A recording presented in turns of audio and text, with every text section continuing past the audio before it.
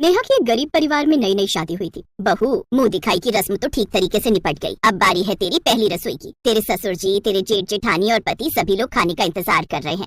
हाँ सासू माँ, मैं भी खाना बनाती हूँ सबके लिए।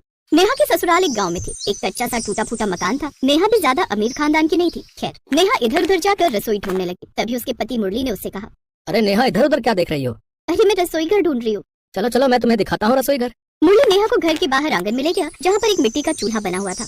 ये आपकी रसोई है? तो अब मुझे पता चला कि मेरे पिता ने मुझे दहेज में रसोई का सारा सामान क्यों दिया है। मुरली जी, उस बोरे में कुछ सामान रखा है, उसे निकाल दीजिए। वहीं पर 2-3 बोरे में कुछ सामान रखा था। मुरली ने जब खोला तो एक बोरी में तो ढेर सारे बर्तन थे, दूसरे बोरे में एक छोटे वाला गैस सिलेंडर था और तीसरे बोरे में ढेर सारे मसाले और कुछ हरी भरी सब्जियां भी थी। अब यहाँ मैं खुले में तो खाना बना नहीं सकती। ऐसा कीजिए, चारों तरफ बांस गाड़ कर चारों तरफ से कपड़े से घेर दीजिए, ताकि मैं सुकून से अंदर बैठकर खाना बना सकूं। मुरली ने आंगन में चारों कोनों पर लकड़ी के बांस लगा दिए, फिर कपड़े से ही तंबू बनाकर एक रसोई घर बना दिया। अब रसोई घर में सारा सामान भी नेहा का ही था। उसने सभी के लिए खाना बनाया और सभी को खाना बहुत पसंद भी आया।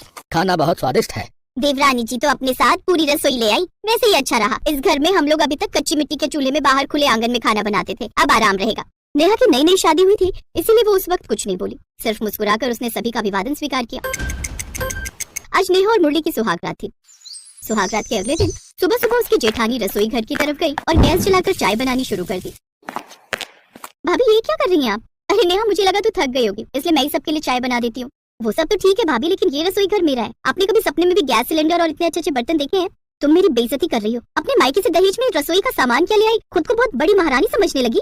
नेहा ने सबके लिए चाय बनाई। जब बारी आई खाना बनाने की, तब उसकी सास धोखे से उसके रसोई घर में पहुंच गई। चलो, ये अच्छा रहा, बहू अपने साथ पूरा रसोई घर ले आई है। तभी वहाँ पर नेहा आ गई। सासू माँ, मेरे रसोई घर में आप क्या कर रही है? तुम्हारा रसोई घर? ये कैसी बातें कर रही है बहू? मेरे घर वालों ने मुझे दहेज में रसोई क्या दे दी? घर की सारी औरतों की नजर मेरे रसोई घर की तरफ ही रहती है। आज के बाद कोई भी मेरे रसोई घर की तरफ झांकेगा भी नहीं। उसकी सास को कुछ भी समझ में नहीं आया। वो बेचारी सीधी सादी थी, बिना कुछ बोले वहाँ से वापस आ गई। अब दोपहर का पूरा खाना नेहा ने अकेले ही बनाया। ऐसे दिन बीतते जा रहे थे। नेहा किसी को भी अपने रसोई घर में घुसने नहीं देती थी। इसी वजह से घर के सभी सदस्यों का खाना नेहा को अकेले ही बनाना पड़ता था। फिर एक रात उसने अपने पति मुरली से कहा, देखिए, घर में इतने सारे लोग रहते हैं और सबका खाना मुझे ही बनाना पड़ता है। ये कब तक चलता रहेगा? नेहा, तुम अपनी रसोई में किसी को घुसने ही नहीं देती हो, तो भला कौन तुम्हारी मदद करेगा? वो रसोई मेरी है, तो मैं भला किसी और को अपनी रसोई में क्यों घुसने दूं? ये तुम कैसी बातें कर रही हो नेहा? मैंने तो तुम्हें एक समझदार लड़की समझा था, और तुम हो कि एक रसोई के पीछे पागल हुई पड़ी हो। अरे भाभी, तुम्हारी रसोई का सारा सामान चोरी करके भाग जाएंगी क्या? मुझे कुछ नहीं सुनना। बड़े भैया से कह दो कि वो अपने खाने पीने का इंतजाम अलग से कर ले। मुरली उस वक्त कुछ नहीं बोला और चुपचाप सो गया। अगले दिन वो अपने खेतों में अकेले बैठकर कुछ सोचने लगा। मैंने कभी सपने में भी नहीं सोचा था कि नेहा इस तरह की निकलेगी। यही सब सोचते सोचते काफी वक्त बीत गया और मुरली अपने घर वापस चला गया। लेकिन उसने घर आकर देखा तो नेहा अपनी भाभी और सास से लड़ झगड़ रही थी। ये रूप मुरली ने उसका पहले कभी नहीं देखा था। नेहा, ये क्या कर रही हो तुम? तुम्हें अपनी भाभी और माँ से बात करने की तमीज नहीं है क्या? मैंने तुमसे कल ही कहा था कि हम दोनों की रसोइयों को अलग अलग हो जाना चाहिए। मैं अपनी दहेज की रसोई में किसी की भी नजर नहीं लगने देना चाहती। जब देखो तब ये दोनों मेरी रसोई में घुसने की कोशिश करती रहती हैं। बहू, ये सब क्या बोल रही है तू? हम सबको हमेशा मिलजुल कर रहना चाहिए, और सब अपने ही लोग हैं भाई। तेरी रसोई का सामान लेकर कोई भाग थोड़े ही जाएगा। मुझे सबसे ज्यादा अपनी दहेज की रसोई प्यारी है। इससे बढ़कर मेरी जिंदगी में और कुछ भी नहीं। नहीं नहीं, ये रसोई क्या, ये पूरा घर भी तुम्हारा ही है। तुम ऐसा करो, अपनी रसोई और अपना घर लेकर अकेले रहो। हम सब यहाँ से जा रहे हैं, अकेले ही मजे करो। कोई तुम्हारे बीच में दखल अंदाजी नहीं करेगा। हाँ हाँ, मुझे भी किसी की जरूरत नहीं। जिसको देखो मेरी दहेज की रसोई के पीछे ही पड़ा रहता है। घर के सारे लोग मुरली को समझाते रहे, लेकिन मुरली का गुस्सा हद से ज्यादा बढ़ चुका था। उसने जल्दी जल्दी अपना, अपने माता पिता का और भैया भाभी का सबका सामान पैक किया और सबको लेकर वहाँ से निकल गया। नेहा अब उस घर में अकेली बची थी। अब मैं इस घर में अकेली रहूंगी और मुरली का क्या है, वो 2-3 दिन में मेरे पास आ ही जाएगा। गांव से थोड़ी दूर पर मुरली के परिवार का खेत था। वहीं पर वो लोग तंबू बनाकर रहने लगे। वहीं पर उन लोगों ने कच्ची मिट्टी का चूल्हा बना लिया और खाना बनाने लगे। उन लोगों की तो गरीबी में रहने की आदत थी, इसीलिए वो लोग अपनी जिंदगी वहाँ पर फिर से उसी तरह जीने लगे। मुरली, मुझे लगता है तूने गलत किया है बहू के साथ। नहीं माँ, मैंने बिल्कुल सही किया है। इससे अच्छा तो मैं शादी ही नहीं करता। दहेज में रसोई क्या ले आई? अपने आप को बहुत बड़ी महारानी समझने लगी। नेहा को अब वो घर काटने को दौड़ने लगा। गांव की औरतें उसे ताना मारने लगी, ये देखो इस बहू को, इसको अपनी रसोई से ज्यादा कुछ प्यारा नहीं है। भगवान ऐसी बहू और ऐसी औलाद किसी को ना दे। बिल्कुल सही कहा तूने। इस घर की तरफ तो देखने में अब शर्म आती है। आज के बाद इस गली से निकलेंगे भी नहीं।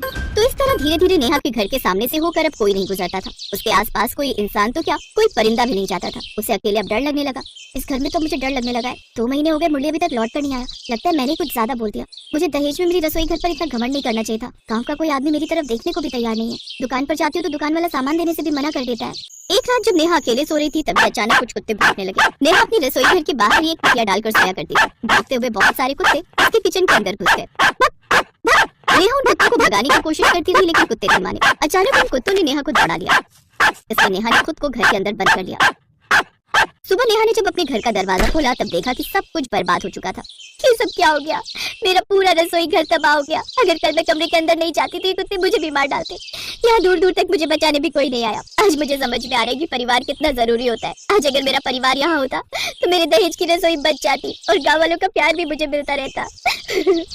अब नेहा ने फिर से कच्ची मिट्टी का चूल्हा बनाया और उसी में खाना बनाया, लेकिन अकेले उसे खाने का बिल्कुल मन नहीं कर रहा था क्योंकि वो इलाका पूरा कब्रिस्तान जैसा लग रहा था।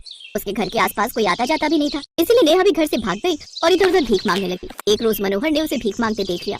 नेहा, तुम यहाँ भीख क्यों मांग रही हो? वहाँ पर उसके सब घर वाले भी मौजूद थे। नेहा तुरंत सबके पैरों में गिर पड़ी। उसने सारी बात अपने परिवार को बताई। मुझे समझ आ गया माँ कि परिवार से बढ़कर कुछ नहीं। ऐसे हजारों रसोई कुर्बान है परिवार के ऊपर। चलो, कम से कम अपनी गलती का एहसास तो हुआ। चलो फिर से एक नए सफर की शुरुआत। वो सब फिर से अपने पुराने घर लौट आए। सभी लोग मिलजुल कर प्यार से रहने लगे। Thanks for watching the videos. ऐसी और इंटरेस्टिंग वीडियो देखने के लिए हमारे चैनल को like, share, subscribe and bell icon को प्रेस कीजिए।